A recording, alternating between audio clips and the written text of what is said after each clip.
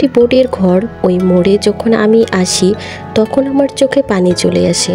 অবশ্যই পৃথিবীতে আমরা সবাই থেকে যাবার জন্য আসিনি, এ দুনিয়ার মেহমান মাত্র। তবুও আমাদের রং ঢং ঐশ্বর্য অহংকার অন্যকে ঠকানো কথায় হার না মানা এগুলোই রপ্ত করি।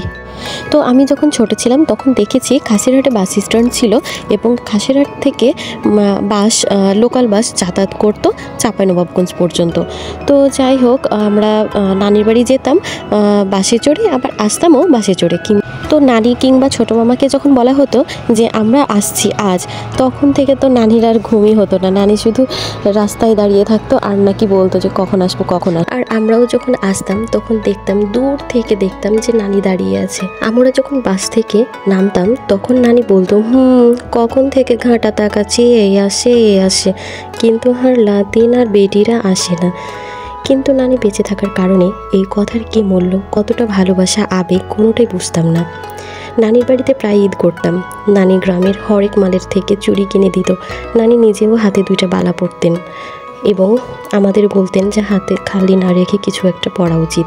তো নানি চুড়ি কিনে দিত আর আমরা বাড়ি যখন আসতাম তখন সেই চুড়ি আবার চুড়ির আলনায় গুছিয়ে রেখে দিতাম। গল্প করতে করতে আমরা মহানন্দা ব্রিজ পার হয়ে গেলাম। তো ভাবছেন আমরা কোথায় যাচ্ছি? আমরা ছোটো মামার বাসে বেড়াতে যাচ্ছি। ছোটো মামা তার চাকরির জন্য রাজশাহী বানেশ্বরে থাকে। তো গত বছর জানুয়ারিতে আমার নানি ছোটো মামার বাসায় ছিল। তো আমার রাজশাহীতে পরীক্ষা ছিল বলে আমার যাওয়ার কথা শুনে নানি বলছিল বারবার যে হ্যাঁ তুমি চলে এসো, তোমার সাথে আমি বাড়ি চলে যাব। কিন্তু নানি বাড়ি এসেছিল ঠিকই, কিন্তু মৃত্যুশয্যায় রোগী হয়ে। তো যাই হোক, নানির মৃত্যুর কয়েকদিন আগে আমি বলেছিলাম নানি আমাদের বাড়ি আর যাবেন না। তো নানি বলেছিল আমি আর যেতে পারবো না, আমি তো অসুস্থ। তখন আমি মিথ্যা করে বলেছিলাম, নানি ডাক্তার বলেছে আপনি কয়েকদিনের মধ্যেই সুস্থ হয়ে যাবেন। তো তখন নানি বলেছিল ঠিক আছে, সুস্থ হয়ে গেলে যাব। নানির মৃত্যু প্রায় এখন 9 মাস চলছে। হে আল্লাহ, তুমি আমার নানিকে জান্নাতবাসী করো। আমার নানি অনেক ভালো মানুষ ছিলেন, পরহেজগার ছিলেন, 5 ওয়াক্ত নামাজ পড়তো এবং কোরআন শরীফ পড়তো। আর তো যাক এসব কথা, আমার ছেলে দুটো এই প্রথমবার ট্রেনে উঠবে, মানে ওদের বয়সের আজকেই প্রথম তারা ট্রেনে উঠবে। আমি এর আগে উঠেছিলাম 2বার, এবার 3য়বারের মতো আমি ট্রেনে উঠবো। তো আমার মেজমামি তার অন্যান্য গাড়ি ওরকম ভালো লাগে না, তার ট্রেনে যাতায়াত বেশি। তো মেজমামি যাওয়ার কথা ছিল ছোটো মামার বাসে। তো আমাকে অনেক দিন ধরেই ডাকছে। তো আমি ভাবলাম মেজমামির সাথেই যাই, তাহলে আমার ট্রেনে যাওয়া হবে এবং বাচ্চাদেরও একটা অভিজ্ঞতা হবে, আমারও অনেক ভালো লাগবে। আমার তো ট্রেন জার্নি অনেক ভালো লাগে কারণ আরামদায়ক, সেজন্য। তো আমি ভিডিও করা নিয়ে এতই বেশি ব্যস্ত ছিলাম যে মেজমামি কোথায় আমি খেয়ালই করিনি। তো আমি সাহিলকে জিজ্ঞাসা করলাম তোমার মেজনানি কোথায়? তো বললো যে টিকিট কাউন্টারে। তো মামি যখন আসলো তখন আমি মামিকে জিজ্ঞাসা করলাম আপনি একা কেন কাউন্টারে গিয়েছেন? কারণ আমার তো এবার ফার্স্ট টাইম চাঁপাইনবাবগঞ্জ থেকে রাজশাহী ট্রেন জার্নি। তো আমার তো একটু জানা উচিত যে কীভাবে টিকিট কাটতে হয়, কোথায় টিকিট কাটতে হয়, আমি তো একদমই জানি না।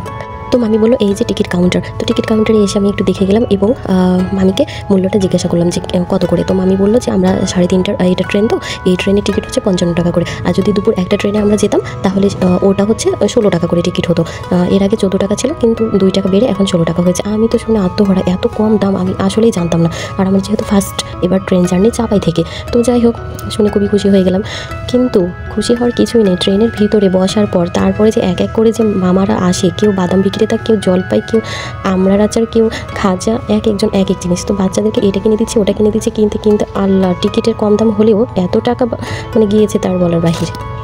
তো যেহেতু এটা 3:30টার ট্রেন, 3:30 বাজে মাত্র ট্রেন ছেড়ে দিয়েছে। তো আমরা ট্রেন থাকাকালীন আমাদের 2টা ঘটনার সম্মুখীন হয়েছে। আমাদের বগিতে একজন যাত্রী, তার কাছে যখন টিকিট চাওয়া হয়েছিল সে বললো যে আমার কাছে টিকিট নেই, আমি টিকিট কাটিনি। তো ঠিক আছে তাহলে টাকা দিয়ে দিন। তো টাকাও সে দিবে না, এই নিয়ে ভালো মতো ঝগড়া।